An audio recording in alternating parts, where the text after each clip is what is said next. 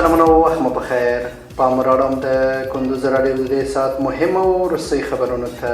نن پنجشنبه د لندۍ 28مه نیټه ده چې د 2015 کال د دسمبر له 13مې نیټې سره سمون لري. روانه خبري غړي د تضاد الجدید احساس وړاندې کوو او په پیل کې هم د څو مهمو خبرونو سرټکي. عدلیې وزارت وایي نږدې 261,000 جریبه غصب شوې ځمکه دولتي تثبیت شوې.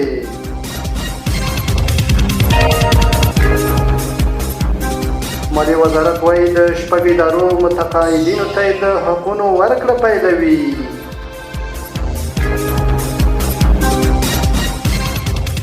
د هېواد د وریجو په حاصلاتو کې سږکال 2% زیاتوالی راغلی دی.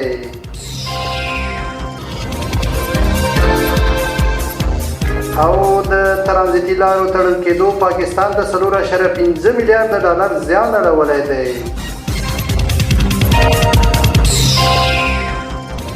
اوس هم بشپړ خبرونه. عدلیې وزارت وایي نږدې 261,000 جریبه غصب شوې ځمکه دولتي تثبیت شوې. عدلیې وزارت ویلي چې د روان لمریز کال له پیل راهیسې په ټول هېواد کې نږدې 261,000 جریبه ځمکه چې تر غصب او غیر شرعي تصرف لاندې وي د اسنادو او مدارکو پر بنسټ د اماراتي تثبیت شوي دي. د دغه وزارت په وینا د ځمکې په کابل او 33 نورو ولایتونو کې موقعیت لري او د متصرفینو پر وړاندې پریکړې بلاک شوي دي. همداراز د نږدې 9,000 جریبه ځمکو دوسیې د شرعي فیصلې لپاره اړوندو محکمو ته سپارل شوي دي.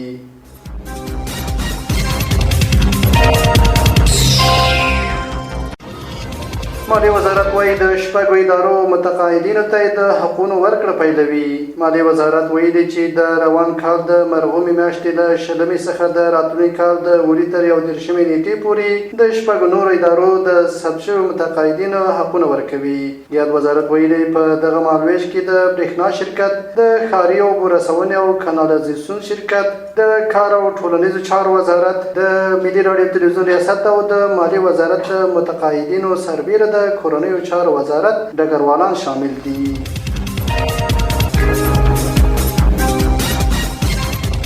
د هېواد د وریجو په حاصلاتو کې سږکال 2% زیاتوالی راغلی دی. د احصایې او معلوماتو ملي ادارې ویلي چې په روان لمریز کال کې د ټول هېواد په کچه 440,000 میټریک ټنه د وریجو حاصلات راټول شوي چې د تیر کال په پرتله حاصلات 2% لوړ شوي. د دې ادارې په وینا سږکال په 18 ولایتونو کې پر 115 هکتاره ځمکه د شولو کرکیله شوې وه چې د تیر کال په پرتله د شولو تر کښت لاندې د کرنیزې ځمکې ساحه هم پراخه شوې ده.